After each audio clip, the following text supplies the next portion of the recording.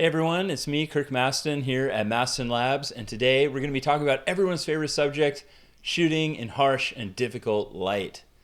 So yes, that's what we're going to be doing. We've got some great photos from the community. I've got them all lined out here ahead of me. And I'm going to do my best to show you how to tackle harsh and difficult lighting situations and bend them to your will and get the look you want.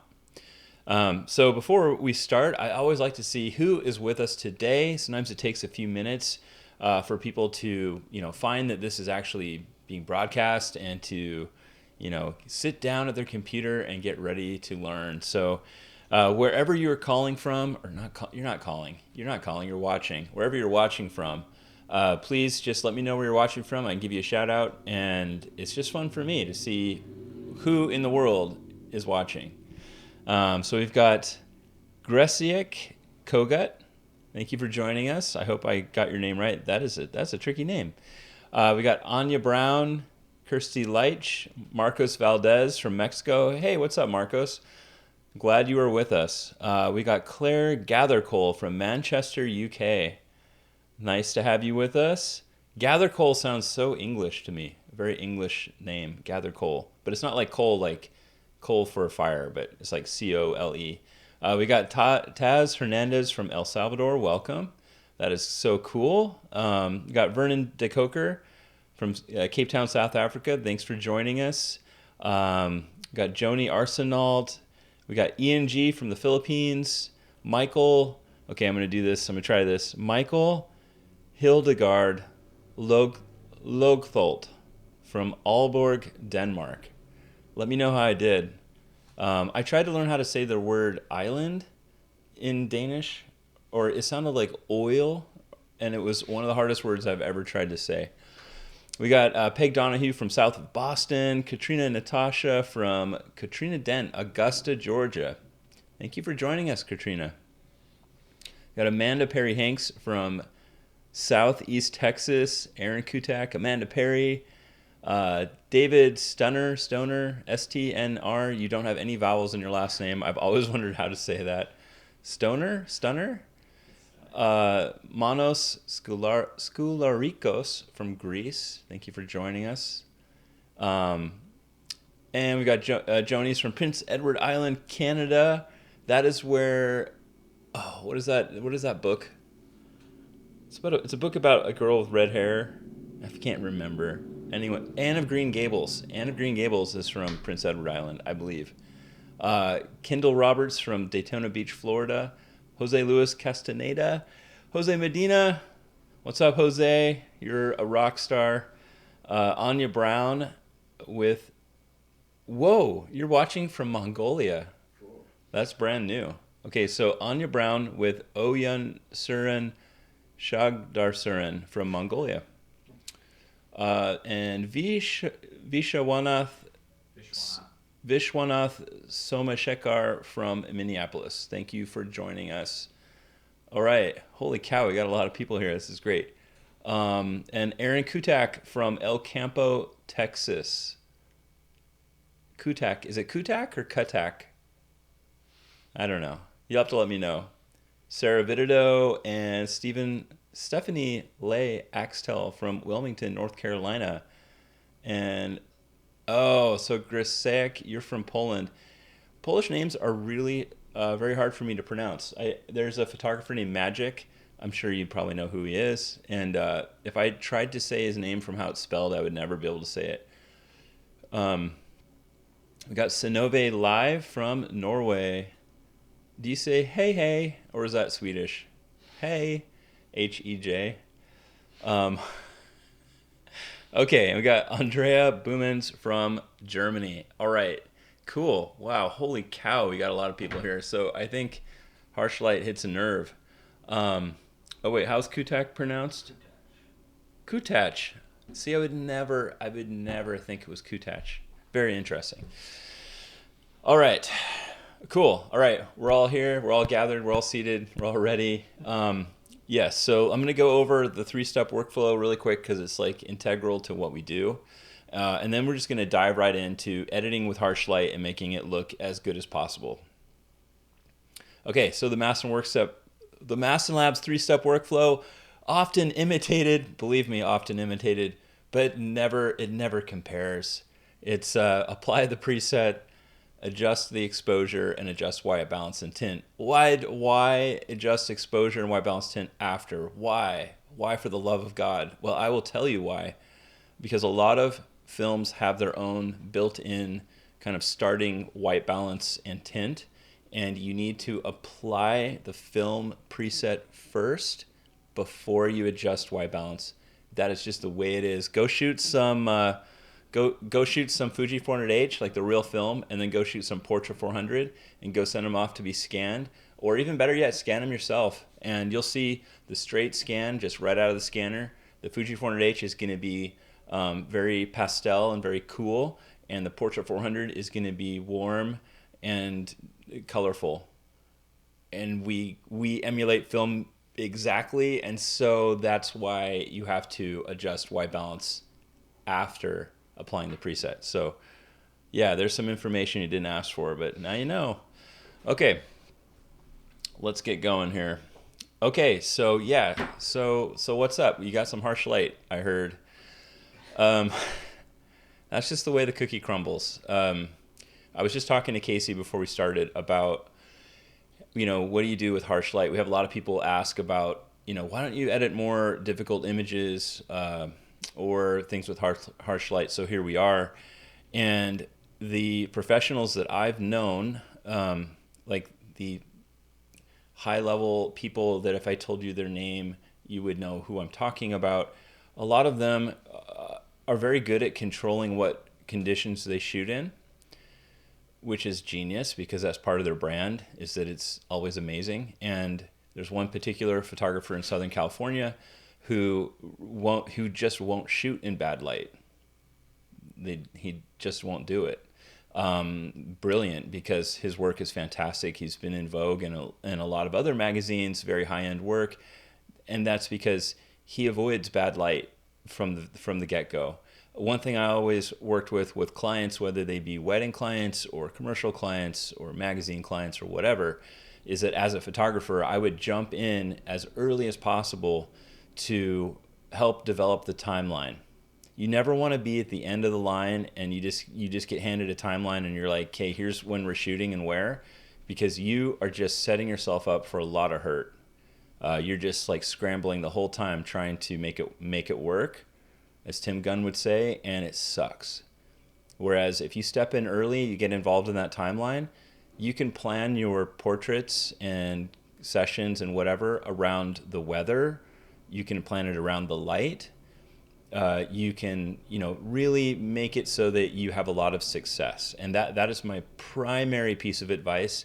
Doesn't even have anything to do with editing. I will show you what I can if you are unable to avoid difficult light. But the best thing you can do is take control of the timeline early in the process. You will not only, frankly, be seen more as a leader in the entire shoot or the entire process rather than just a vendor. You will be thanked for really taking charge and giving confidence to your client that things are going to be amazing, rather than just being like, oh, where do you want to eat? I don't know. Where do you want to eat? I don't know. Where do you want to eat? And it's kind of like, where do you want to shoot? The client says, and you go, oh, I don't care. Wherever you want to shoot. What time? Oh, I don't care. That is very bad. You want to be like, this is when we want to shoot. This is the time of day. This is how much time I need according to what you're wanting from me. And this is how we ensure success. So big lesson before we even start. And yes, and you're like, I'm here for the editing. Why doesn't he edit? Okay, so I'm going to start. Okay, so still you can make harsh light good if you have to. So let's do it. So we've got this actually it's a beautiful portrait. It's by Lisa Gemperlein, and it is kind of harsh light. I mean, if you look here, we've got a little bit of open shade on her face, and then off to the left, or my left, and her veil, it looks just totally white. This is unedited, just straight out of camera, raw. One little trick, so here's the first trick of the day, is you want to see if there's actually anything to work with here before we even start. We live in the time of amazing camera technology where the raw files can preserve a lot of data, but sometimes like it's so overexposed or so contrasty, there's nothing there. So here's a little trick that I learned. Just go to the exposure slider, pull it all the way down, or nearly all the way down, and then zoom back in. And if you can see detail in the image, there's still detail. There's a little bit missing from the very edge of her veil right here. It's just kind of all mushed out, but whatever. I mean, that's just a tiny little part, but there is detail on her face, and that's great. That's just like a little trick that you can try to do a quick check. And I think that's really important. Otherwise, you might be thinking the whole time like, man, you know, what's wrong with me? Why can't I get those filmy, amazing tones? I see it in the group. Why do I suck? Or whatever, and you don't. It's just that there's nothing there. Like in this image, for example, which I will edit in a minute, if I pull this down, okay, you can see that there's a lot of detail in the couple, but at no point do we get any detail back in the sky. There's just not a dang thing in the sky. I mean, there's nothing there. In fact, you can see this like little blob over here. I don't know, maybe it's a UFO. Apparently that's what they're shaped, is like a cigar, apparently. But there's nothing else. There's nothing else. So you can't really do anything about the sky. I'll show you some tricks where you can kind of do some stuff, like a little bit of fun toning that you can do with Fuji Push, or you could do like sky replacement if you're into that really crazy stuff. It's really not that crazy, but I don't know. It's just more work. So let's get started.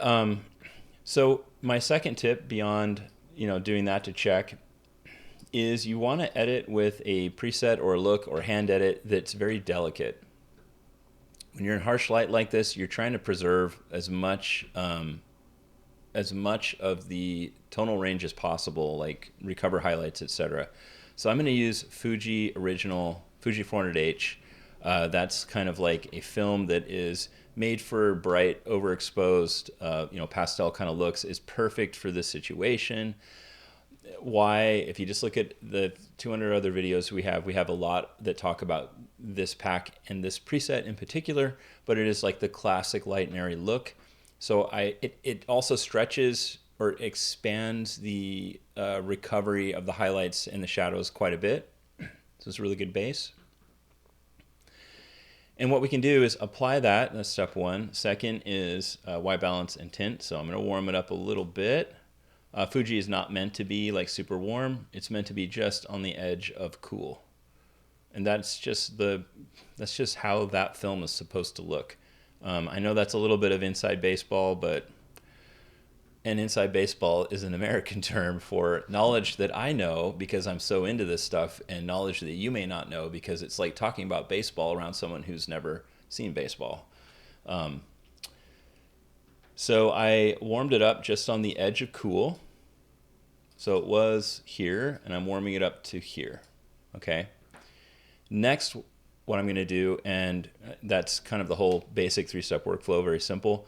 Now I'm going to try to tease out the highlights a little bit more, and you can do that with one of the tone profiles. So these tone profiles below, sometimes I wonder how many people in the community are actually using these. I would hope that everybody is. They're really one of the most important tools that we give you, and very unique to Mastin Labs. But these tone profiles come from a Fuji Frontier scanner, and they are made to deal with strong highlights and strong shadows without ruining the whole image, without getting that really fake HDR look, which I think is finally going out of style. So highlight soft, if I roll over it, you can see it just kind of takes the edge off those highlights and brings back an appropriate amount of detail right there. So I'll do it one more time zoomed out. So this is before, and that's after. That's like the best that you can do with an image like this, where you have that really harsh change from the highlight side to the shadow side. Thank God there's some light in her face from this side. I'm assuming it's coming from the ground underneath her. Looks like she's maybe in the desert or the beach. And the ground is an actual reflector at this point. So it's white or sandy under her, and the light is coming down and reflecting back up into her face, opening up her face. If the ground below her was like green, for example, like a green grass on a golf course, you're going to get that terrible green light like reflected back up under her face, and that's a whole other nightmare. One thing I used to do is on almost every shoot I would bring like a bed sheet, like a big white bed sheet. They're very, very light. You can fold them up really small. And what you can do is you can just put that out underneath your subject. They can just stand on it. You can wash it later, whatever. And what it does is it acts like a reflector off the ground to open up shadows in the face. And it won't give a weird color cast. I also used to use like, if you're in a hotel, you can go in the bathroom and get a white towel. They're like everywhere. You can either have your assistant hold it up on one side of your model to bounce light back into the dark side of the face without any color cast, or you can put it under them. You can even have the model hold it out of frame. And you're just trying to control lighting as you can without introducing some weird color cast. That's just a little bonus tip. So here is before and after. It's a balance between recovering highlights and keeping the actual spirit and look of film. So real film is not going to just crush all this down to nothing. It won't. What it will do is it will give you enough information to print, and when you go to print this, there's going to be information here. It's a little hard to see on your screen probably at home, but there's a lot more information here than there is here before we used Fuji 400H or Highlight Soft. All right, it's a lot of information. If you have any questions as I go, please put them in the comments. And Casey will just like flag me down and I'll answer them as we go. You are seeing this live, so take advantage. If there's anything you want me to cover more, let me know. Okay, so yeah, that's your basic edit. Super easy peasy. Okay, here is this is another image. This is by Nordica. It's beautiful. This could be in Iceland or Washington. We have mountains like this and lakes. For an image like this, I probably would, again, stick with something that's very light touch, very delicate, because you're balancing. It may not appear right now that there's a huge contrast difference here, but there is. You need a preset or look or hand edit approach that is very delicate if you're trying to kind of even this out. To give you an idea of how much contrast is really in this photo, because you're looking at a raw file right now. I'm just going to add a little bit of contrast on the contrast slider. This isn't like a normal edit, but just to kind of give you some contrast. You can see the mountains are like totally blown out. If I was to drop the exposure to get the mountains back, now she's just really dark. And now you're on this endless cycle of pain, trying to get all this to look good, and you don't have to suffer that, but that just shows you what's going on in the photo. It's just like a quick like doctor's checkup on the tones. Another thing you can do is, again, drop the exposure and see that we've got detail where we want detail. And yes, we do. There's plenty of detail. So for this, maybe 160 NS, it really favors blues. The difference between Fuji 400H and 160 NS, a lot of it is in how blues and magentas and pinks are rendered and their luminance values. Look at her flowers too. The greens are a little more luminous on 160 NS than they are on Fuji 400H. So I think it's just kind of a gut feeling that out of the light and airy choices I have, 160 NS is nice for this. So I apply that. I apply 160 NS. I'm going to kind of zoom in and just go, I know that this girl is pale, but maybe we can make her a little less pale. Maybe about there. And looking around through the whole photo, is it a little bit magenta or green? Okay, here's some gravel where I can really look. I have other videos on how to set tint. My big takeaway, the too long didn't read, is don't necessarily look at skin. Look at neutrals in the background and try to determine if there's a magenta or green color balance issue. So in this situation, I'm going to look at this gravel and at the mountains back here, and it actually looks pretty good. maybe a little bit magenta. So I'm going to back off on magenta just a tiny bit. It was at 61, now it's at 59. And about there. Okay, so we have our basic 160NS edit. 160NS has done a pretty good job just by its very own ability to even out the contrast between the bright mountains and the foreground. That is because it models real film, which reacts to highlights and shadows a little bit differently, where as you bring up the exposure of film, the highlights never go to white. They just don't. And you can actually kind of bring up midtones and shadows. I'm talking about real film here. You can bring up midtones and shadows as you either overexpose your film or bring it up in the scanner. And you can do the same with the presets and styles that we make, because we've rebuilt that film model, how it works with light, back inside of Lightroom and Capture One. So, long story, you're like, I don't even care about film. The long story short is, feel free to yank around on this exposure slider and know that the preset itself is going to protect the highlights and shadows in a very natural way and make it easier to work with this photo compared to before using any preset, when I was doing kind of the quick hand edit. Okay, so I'm going to use the highlight soft from the last edit I did. So that brings in the mountains even a little bit more. And now I can, if I wanted to, I could just leave it. Like here's before and after. There, we've gotten rid of, oh, now you can really see in the before it was very magenta. We've kind of canceled that out. We've got good skin tones, even though she's extremely pale. Sometimes really pale skin tones are very difficult to get the color balance right. And we've got detail in the mountains and everywhere else. One other thing we could do is, looking at this photo, I can see that it was shot at f1.4. Okay, 16 millimeters at f1.4. What the hell lens is that? Okay, cool. It's an XT3 Fuji, 16 millimeter 1.4. Okay, so that's like equal to about a 24. Okay. So whenever you shoot a lens wide open, you also introduce vignetting and distortion.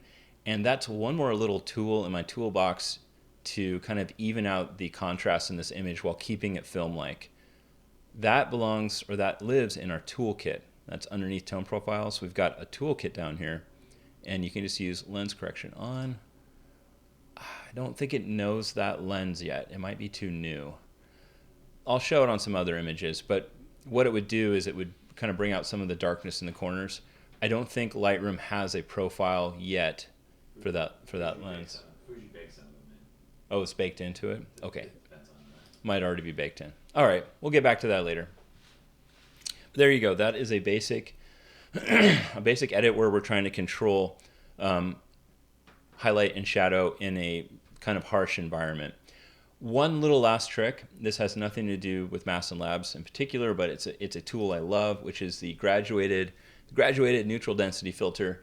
This little square up here, it used to actually be made of glass, and it would go in front of your lens, and it would be dark at the top and clear at the bottom, and you would slide it up and down to control sky detail across like a line. Anyway, this tool now exists in Lightroom. I love it. You just click on the square. The simplest way to use it is just to go to, just exposure. I mean, everyone's got their own recipe.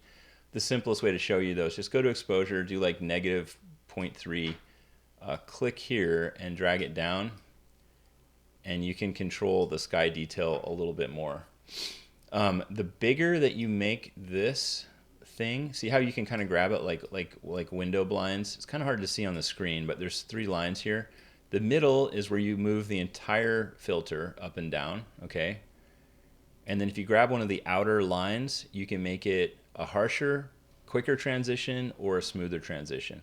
So the bigger this filter is, the smoother it goes from dark to light. And the smaller this is, the more dramatic that fall off is. So if I made it really small like that and then hit exposure down, I could make it just stop right at the edge of the water here without hitting her face, and make it quite a big Oh, sorry, man. I'm like coughing and rubbing my nose. What a year. Um, so yeah, what a year. This tool can really help with really straight horizons like that. So very cool tool. I personally would use it on a photo like this because I feel like it's kind of the finishing touch. Yeah. Okay, let's move on to surfing. This is a great image. It's by Gary Brink. What I like about this is that it's not wedding. Um, no, I love wedding photography, but it is so cool when people send in non-wedding images so that we can show them in edits. So please keep doing that. We've seen more and more of it. So we have a little variety in what we're showing. And I love surfing, so I was very glad that you brought this in. This looks like Ventura, California or something, maybe off the pier. So for an image like this is like very harsh. We've got just the tips of the waves. There's still detail. If we were to like go like that, yes, there's plenty of detail. And since this is a sports image, I don't know if the photographer is really wanting to go for a light and airy look or what. So I'm going to edit this a few different ways to show you kind of what's possible. I used to work at a newspaper. I did a lot of photojournalism, so I'm going to edit it as though I were a photojournalist, and then I will edit it as though it were, I guess, a detail to a wedding or something. Like, yeah, I don't know. Maybe that's the groom. He just jumped on a surfboard and took off. But before all that, I just absolutely have to straighten the image or I will die. And we have a tool for that. So if you just go to Auto Transform On in the toolkit, it should make it straight. And that is so much better. And now we shall begin editing. Okay, so I'm going to do my, I'm doing this for a magazine edit first. So I would probably go to either Adventure Everyday or Fujicolor Everyday and pick one of these looks. Why? Because they're a little punchier, a little more colorful than the more pastel-y kind of light and airy looks. And I think they're ideal for this. So let's do Ektar. Let's warm it up quite a bit.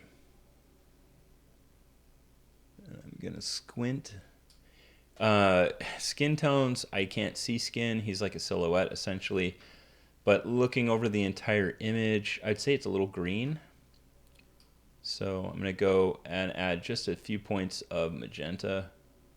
I'm actually looking in the shadows down here, like right in here, and I'm seeing like, you know, how do I make those feel neutral? So maybe like right about here. I could go a little warmer. Yeah, right about there. Okay, so that's your basic Ektar edit. I think it looks really good. If you wanted to bring in more detail on these waves, we can do the other tricks that I've shown you. So we can do highlight soft. Or in this case, I would use all soft. What all soft does is it also brings out detail in the shadows. And it might be cool to kind of see a little bit more of him also. So let's see, all soft. Okay, cool. It's just the tiniest amount.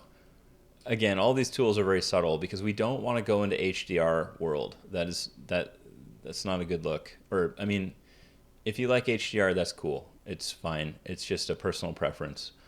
But all soft will give you just a little more detail in the shadows. And as I roll over it, I don't know if you can tell, but you can actually see detail in his face and his hair and his ear and his hands just by doing that. So we're going to leave that on, all soft on, and I'm actually going to bring up the exposure just a little bit more.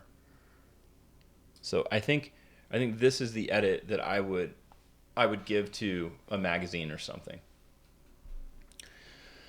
Now, if I wanted to edit this as a detail to a wedding or something, I would edit it a little bit different.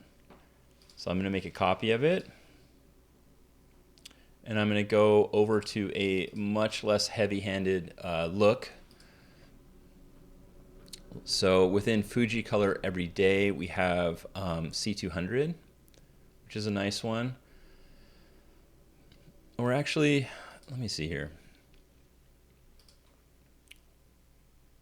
Yeah, let's do C200. That's a nice one. Okay, C200 is nice. It's the only look that we have that has really kind of crushed highlights, like slightly crushed, because that's the way it is. And it's very soft and gentle, and it's very warm. I like it.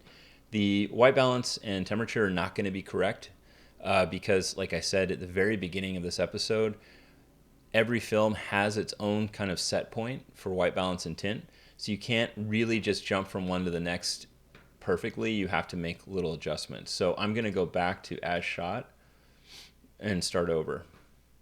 And that's just the way it is.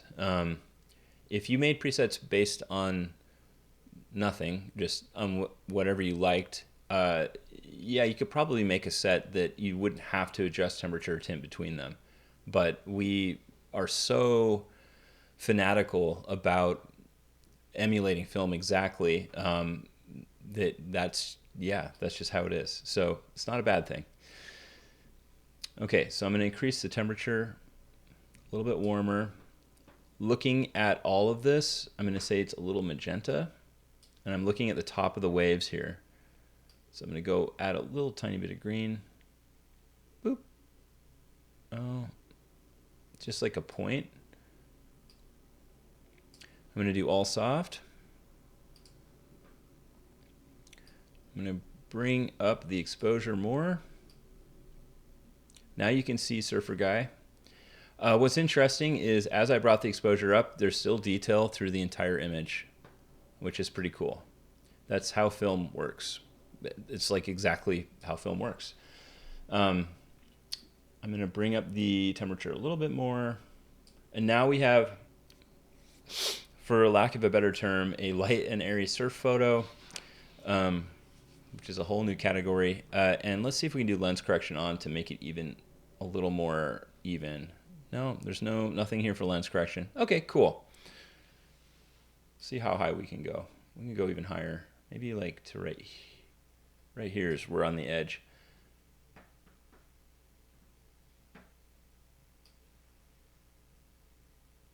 Okay. After a little finessing, we have these two edits. Very, very different. They're both in harsh light. They both use somewhat of the same tools.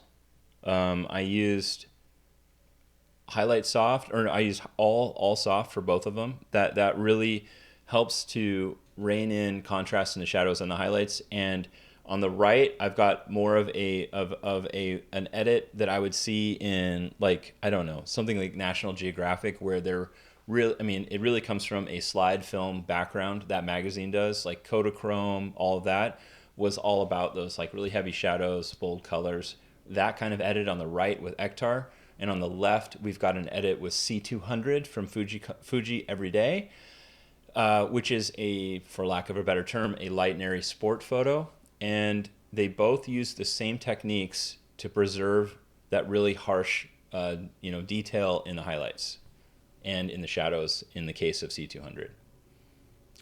I hope that's interesting and helpful. I love having surfing photos, so send more in. They're really cool. Okay, let's go to what I consider one of the most difficult lighting situations. And this shows it somewhat. We have photos that are even more extreme. But we're going to talk about Dappled Light. Dappled Light is my nemesis. Dappled Light is the thing that strikes fear deep into my heart, especially if my classic example is I was in Washington, D.C., shooting a wedding, and it was like 100 degrees, and it was super bright out, and the wedding like formation, like the ceremony, was half in full 100-degree temperature bright light, and then half was in shadow. And the part that was in shadow from a tree, and that tree had little beams of white dots coming down, dappled light down onto the right side.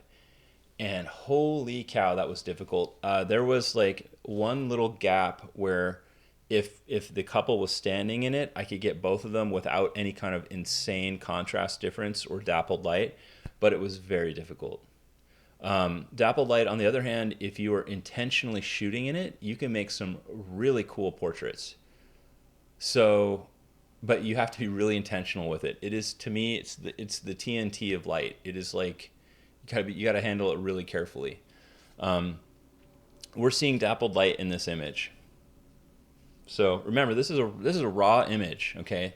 This is like as flat as it gets because it's raw, and it's already like really contrasty. If I was to bring up the contrast at all, you get, look at like her nose is bright white, like her eye socket is black, hair is black. We've got parts back here that are completely blown out, parts on the rock. This is by Jordan Reynolds. It's a cool photo. It's really cool. There's a lot of good mood in here. But we can handle, again, using tone profiles and the right presets, we can handle all of those issues. So I will show you. I think Superior might be a good one on this. So we're already in the Fujicolor Everyday pack. I like Superior. It's not as extreme as, say, Ektar. It's like the chilled out version of Ektar. So there's Ektar, and that's Superior. You see how the shadows are a little more open on Superior 400, and yet we have those really nice bold colors. I think that could be a good look. Or what we could also do is, this feels very moody to me. Maybe it's not a cheerful desert moment. We could do Portrait Pushed. That's like our main moody pack. So if you want mood, that's where we put all the mood. So there's Portrait 160 Push 2 stops. You get that much deeper, darker blacks, but they're kind of flat just a little bit, and you get a lot of red in the shadows, and it's just a different vibe. And then there's kind of variations on that within the Portrait Push pack. That's pretty damn cool too. Portrait 800 Push 2 stops. Okay, we'll do one of each. Let's do Extreme Mood. So generally for a moody photo, you're not trying to like open up all the shadows and fix everything. It's really built on mystery and drama. That's kind of like the definition of moody. So this is going to be a pretty simple edit, and then I will do a Superior edit right after it, and the techniques will be kind of the same. So here's Portrait 800. Portrait 800 is an extremely shifted film. It's not meant to be pushed, or it was not originally meant to be pushed, but a lot of people pushed it because it looks so cool, and it's very stylized. So already we've pretty much, all the highlights are already saved. A little bit in the background here, it looks kind of blown out, but I can see there's detail here, or there's color here. So it would print and not be pure white. For this image, I'm going to try, let's see here. Yeah, all soft. It's kind of a nice catch-all, and that's it. I mean, I skipped the temperature and tint because I like it. Is that okay? Is that okay for me to just like it? We could warm it up maybe a little bit, just a tiny bit. No, I like it. No, I like it. It's how I want. Okay, all soft. Let's see if we can do lens correction on. Yeah, there's a little bit of lens correction. It kind of straightened out the corners. And that is a nice dark and moody kind of edit. I may crop it actually just a little bit, just to bring us into this moment. So like right about there. Here is before and after. And we've got that dappled light on her face. But we have enough detail in the shadows that your brain can make sense of what's happening. So I think it looks good. Let's make a copy of this.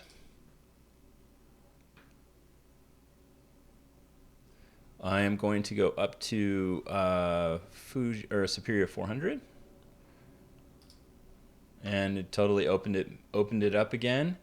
I'm going to look at temperature and tint. Oh yeah, we never touched it. So it's still perfect. So there you go. By the way, the 3-step workflow can be a 1-step workflow if somehow you get pretty much the right white balance and tint for the look you want at the time of shooting. But I wanted to preface this by saying that most of the time, light does not fall into like really specific buckets of like daylight, cloudy, partial shade, overcast, tungsten. Light has this huge spectrum, and your camera is just doing its best job to try to figure out what it's looking at, but it's just a camera. It doesn't know where it is, it doesn't know what anything is. So very rarely will you nail white balance immediately, no matter what you do. Even with an expo disc, even with a color checker, sometimes it's very difficult. So it's very hard to avoid that quick step in Lightroom. And that's why I always go back to it, like apply the preset first and then do white balance and tint. So, okay, here we go. Here are the two versions I made. Which one is more correct? I would say the one that's actually rendered is kind of nice compared to this blurry one that's super annoying. Okay, there we go. But they're both different. They're both different. They're both good in their own way. I think I would actually crop a little lower to get rid of this little branch now that I see it. If you want kind of that big mood, you've got Portrait 800 push 2 stops, and if you want more of kind of a colorful neutral look, we have Superia 400 on the left. Which one do you like more? Just curious. If you are a dark and moody shooter, say you live in Iceland or you shoot there all the time, I mean, it's pretty clear, I think, that the Portrait Push Pack would be the right direction for you. However, if you're wanting more of a colorful fashion editorial look, or you're doing commercial work, Fuji Color Everyday is awesome. It's got a little bit of everything. It's got a great black and white in it. It's got more of a muted, medium, kind of warm color look with C200. And then you've got Superia 400, which is kind of like my daily carry for film looks. I love Superia 400. I love Ektar, and 160 push 2 stops. Like those three are like kind of my personal favorites. And then Fuji 400H if I'm doing anything wedding-y or light and airy. Like those are key. Okay, do we have any questions so far? Vernon DeCoker was asking, how do you knock down contrast on Ektar? They find it's a bit contrasty on certain images. Okay, so Vernon DeCoker asked, how do you knock down contrast on Ektar, because he finds it to be a little contrasty. So first of all, Ektar is the most contrasty film of all modern films that I know of. I think it's the most contrasty color film in production. Period with the D and the T, like really like period. You can control it though using the toolkit or the tone profile section. So you can do all soft. You could even, for example, if you use Ektar all the time, what I would do is just apply it. Let me put Ektar on here real quick. I would just do Ektar. Okay, you see how the contrast really dropped? First of all, I'd say maybe try Superia 400. It's similar. But if you wanted to use Ektar, I would do Ektar, all soft, and then I would save this as a custom preset. I would then go up, and create a preset. You'd have to know which things you need to have checked and unchecked, but I'm sure you could figure that out. And then save it as like Vernon Ektar 100, and just use that as your base, and that will give you a more mellow Ektar. If you want to make it less contrasty, then you can always just pull the kind of a fix is just to pull the contrast slider down a little bit. But you have to be careful, because at a certain point you're going to break the film model, the film formula inside of it, because contrast is not only contrast. There are things happening in the tone curve also, and in the parametric curve, which is underneath the tone curve. And also in highlight and shadow recovery. All of it is working together to give you contrast that works the same way that film works. I hope that helps. I don't know. But yeah, my simplest solution is, just take Ektar all soft, maybe pull the contrast down a little bit. If it goes too far, then it's really starting to get broken, and go from there. Or try Superior 400. It's similar, a little bit different colors, but it's very similar, and it's not so powerful in terms of contrast. Do we have any more questions? No. Okay. All right. This is by Joshua Treadway. This, I'm going to tell you right now, this is going to be a tricky one. Why is it tricky? There are two reasons it's tricky. One is that the sky is gone. The sky has left the building, never to return. That's okay. This happens. It's a high overcast day. I've shot this way many times before. If I was to give advice on the day of the shoot, it would have been to get at an angle where you have something darker behind them. So like just coming up a little bit higher, maybe shooting down, so you can get those trees or the mountains or whatever it is behind them. So you have more, just more behind them. But it's going to be fine. I'm going to show you an extra trick. The other thing would be, the other issue with this photo is, I don't know if you can see it, but there is like no contrast, even for a raw file. And this is because there is a lens flare happening. So maybe there wasn't a hood on the lens, but if you have light hitting your lens at kind of a weird angle, it will just drop all the contrast out of your lens.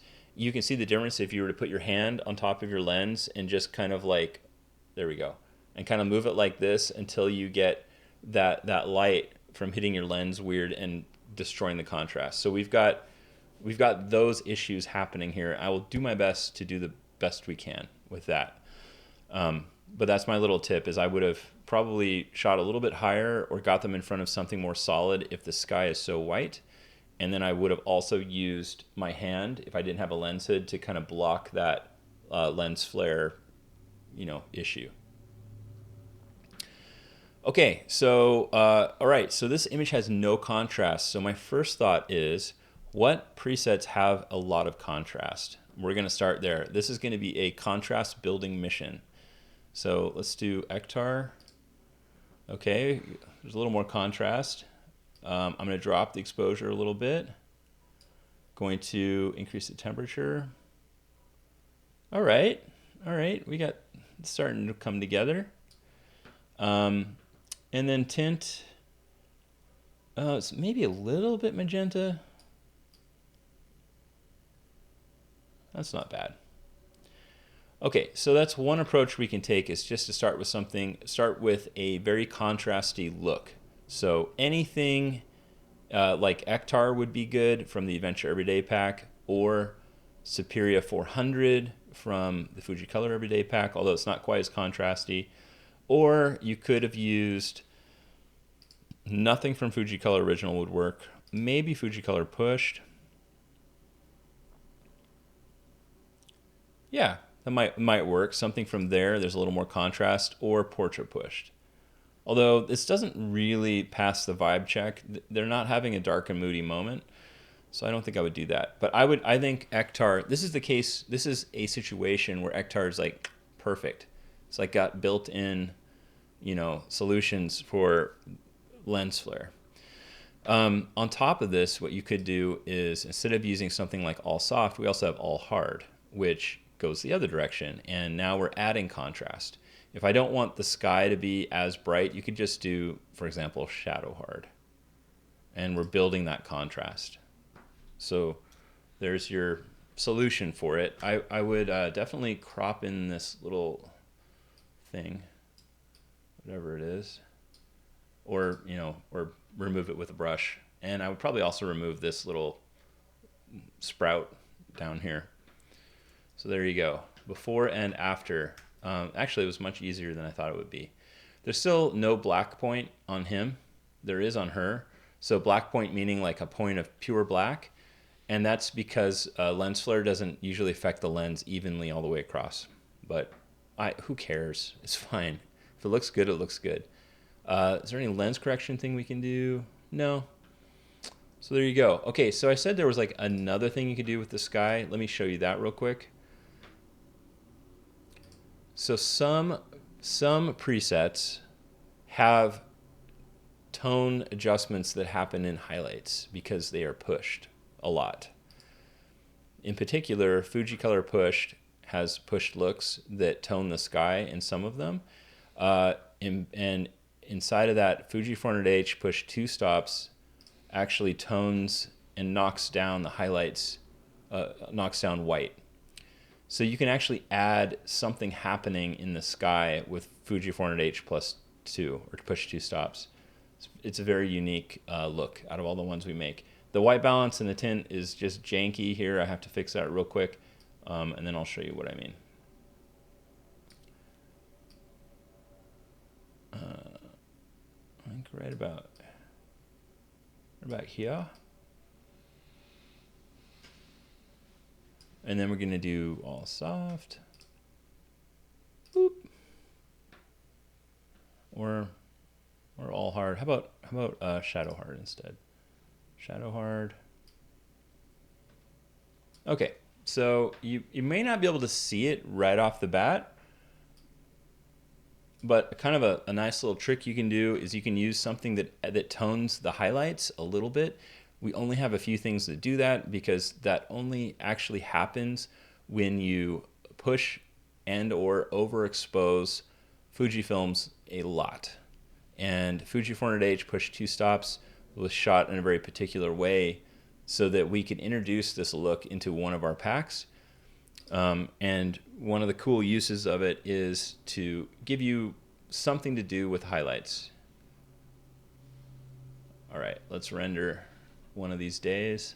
Okay, so on the left, we've got Fuji 400H Push 2 stops, and you have this kind of nice, soft transformation of this pure white into slightly pink, peachy, with detail introduced through extreme highlight retention, like highlight detail retention. And then on the other side, we have Ektar 100 just being Ektar 100.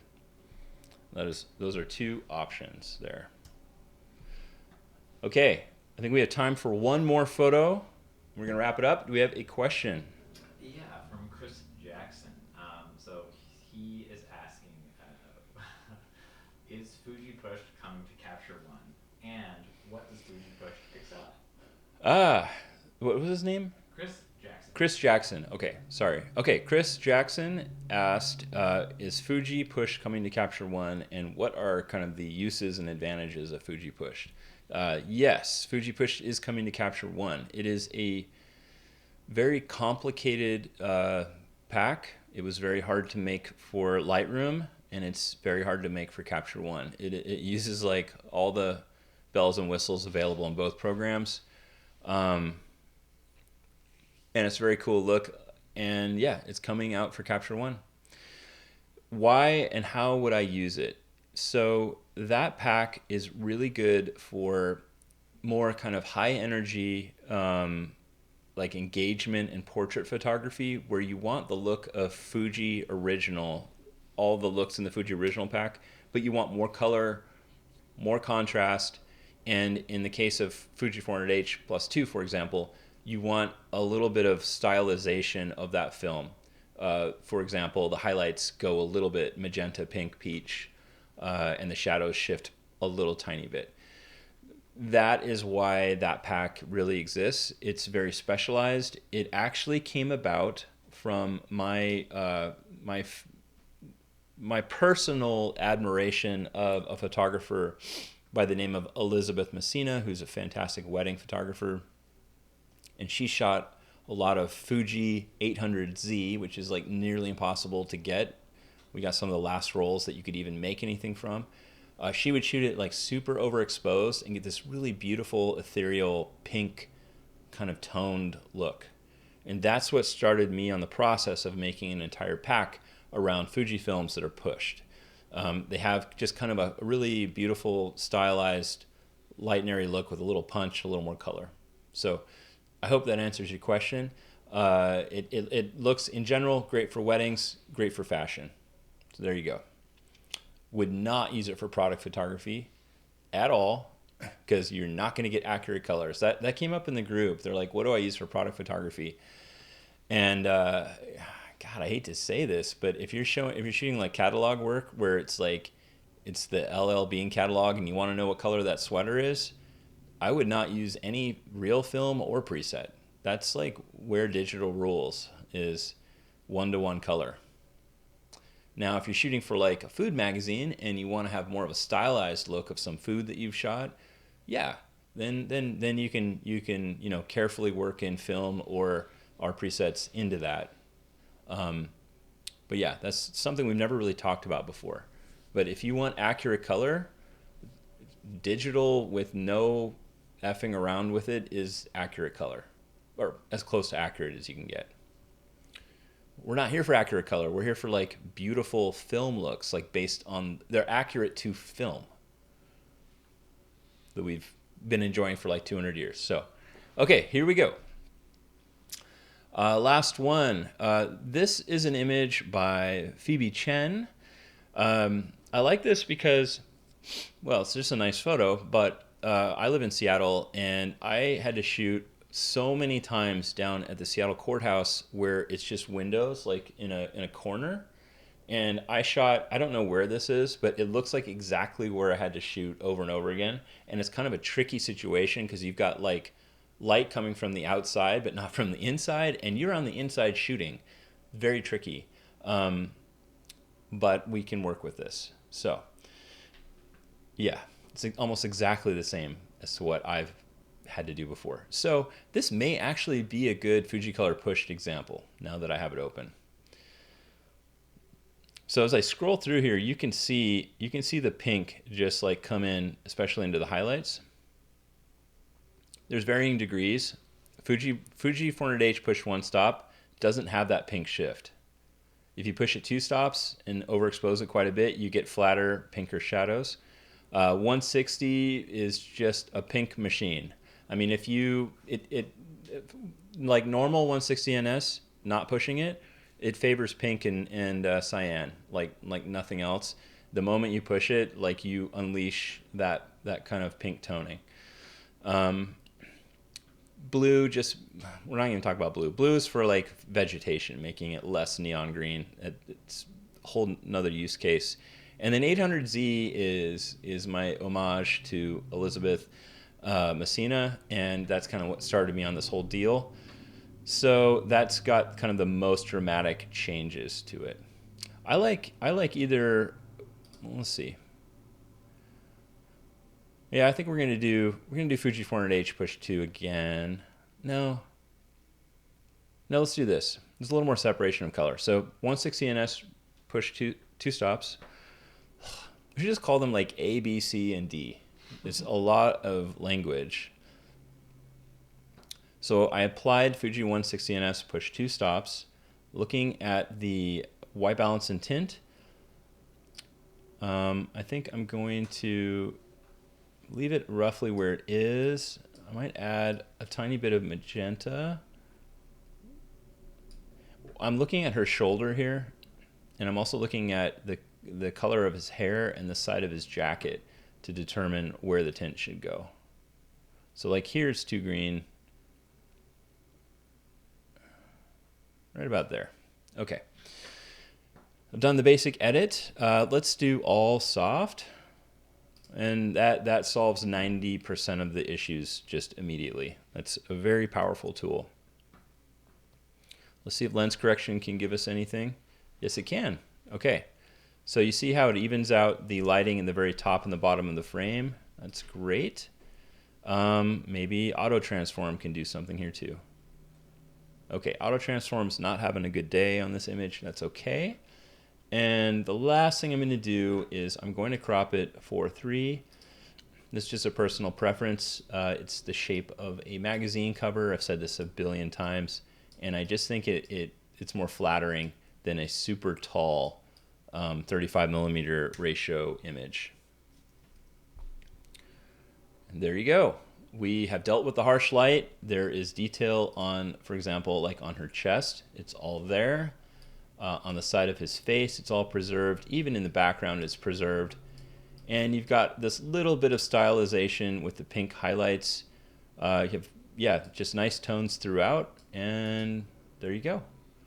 I hope that was super amazing and interesting. Kind of the takeaway from this whole thing, as I said at the top of the hour, is in general, you should do your best to jump in at the timeline or the planning of the shoot immediately so that you don't even have to face difficult light.